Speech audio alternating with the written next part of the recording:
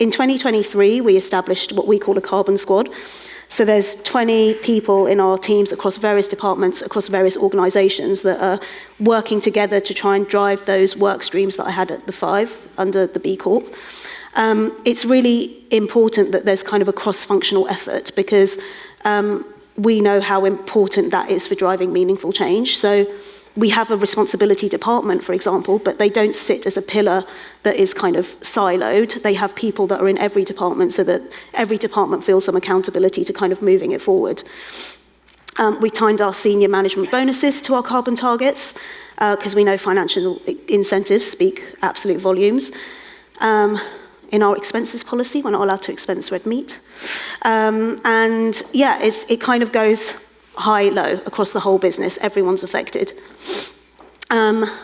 We also work with our suppliers to try and decarbonise the supply chain from the inside out. So what I mean by that is very physically, we kind of work with our suppliers in different countries, and we will go and install solar panels and kind of work with them and that energy to kind of try and decarbonise it. We call it carbon insetting.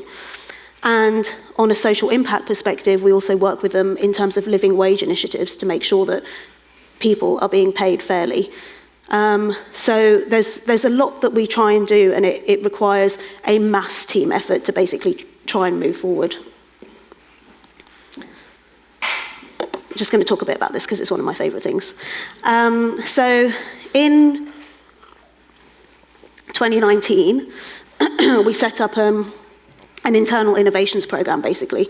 And it's very much about researching, testing, and scaling innovative materials that challenge basically conventional methods, so that we can try and take them to market, commercialize them, and try and change the way that fashion is working and using alternative materials. We worked with 7 innovators in 23 in the alternative leather space, and we've committed to making 10% of our materials coming from fabrics of the future by 25. People ask us why only 10%, but it is quite hard to scale these startups. So we kind of work with them to ensure that they're fit for purpose from a kind of organizational and business perspective, but also that the materials can withstand commercial use. And therefore, you know, that naturally means that some will make it and some won't. And so for us, 10% actually feels quite ambitious.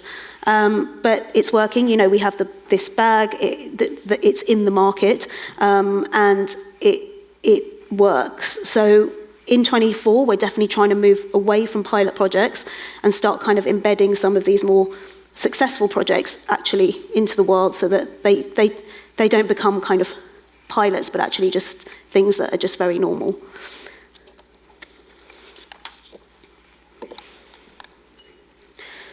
So just to bring it to life a bit more, the ones that we're piloting at the moment, so I talked about this one, which is made out of orange and cactus skin. Okay, and we're also testing one called Celium, which is made out of fruit waste and bacteria. BioFluff is actually one of my favorites because it feels like next generation faux fur. It feels insane. And it's made out of plant fibers like nettle and hemp and flax.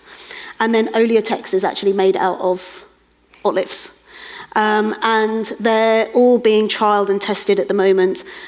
We did an exhibition in Copenhagen this January, actually, with some new gen designers who kind of used all these fabrics to create amazing garments and, you know, with the bags. And it was amazing. They worked, and I'm really hoping that all of them will kind of come to fruition.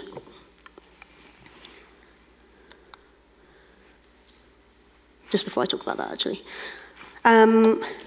So yeah, I would just say the key messages for us, the things that we find we are still trying to pioneer, are the phasing out of virgin leather, the innovation partnerships with new materials, and finding these kind of fabrics of the future and finding these alternatives, and then making sure that then we scale these fabrics of the future, which are at the moment 1% of our total, to 10%.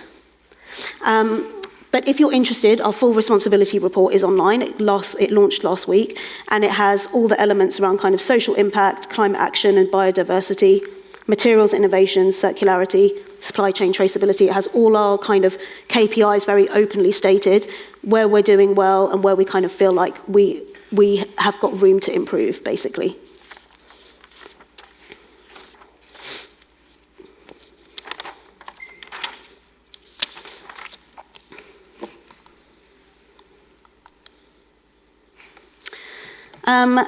So the things that we're proud of achieving that you'll see in the responsibility report that we're hoping others will kind of take suit, our overall carbon reduction, so achieving that 7% absolute reduction and being able to decouple it from the actual business growth is really important. The phasing out of virgin leather, so eliminating virgin leather from our collections. Innovative material launches, so launching more and more alternatives that basically help us move towards our sustainability goals. Our partnerships, so partnering with more and more fabrics of the future. Our living wage initiative, so making sure that we're really looking at the supply chain from the inside out and making sure that people are paid fairly. Our carbon squad is just very cool and making sure that the behaviours embody the whole business. And the installation of the solar panels, which we call carbon insetting, that we're doing with all our suppliers. So I'm going to kind of wrap in a minute, but all I would say is that, in short, if you're interested or learning more about kind of how we are trying to be responsible, what's been hard, what hasn't been, what is going to continue to be kind of things that we're working on over the next many years. You know, we're working with the new generation designers. We're working with, I guess in fashion it can sometimes feel very siloed, but we're trying to collaborate as much as possible. So we need, you know, we have a board of people who are external that we work with that help us with how we, not just, you know, what we do, but also how we communicate it. How do we make it not confusing? How do we not turn the customer off? How do we make it really clear kind of about what we're doing? We collaborate with other brands. So French brands, for example, French fashion houses are actually being held to account sooner than like Danish and UK brands. So we collaborate with them to find out what they're doing, how they're doing, et cetera, et cetera. We collaborate with young designers pioneering in the space, either telling us how we can communicate in a way that isn't boring, and how also, you know, they understand what's important to them. And young creatives really as well. So, you know, to so many people it can feel dark and heavy and like it's a lost cause, and we just want it to feel the opposite of that. We have a lot of optimism in this space because we feel that we have to try and keep it moving. So if it's interesting, please hit me up. We also have a Chief Sustainability Officer, Lauren Bartley, who is a lot more eloquent than me about talking about this. And she kind of has all the depths of our sustainability report. But yeah, I think that is me done.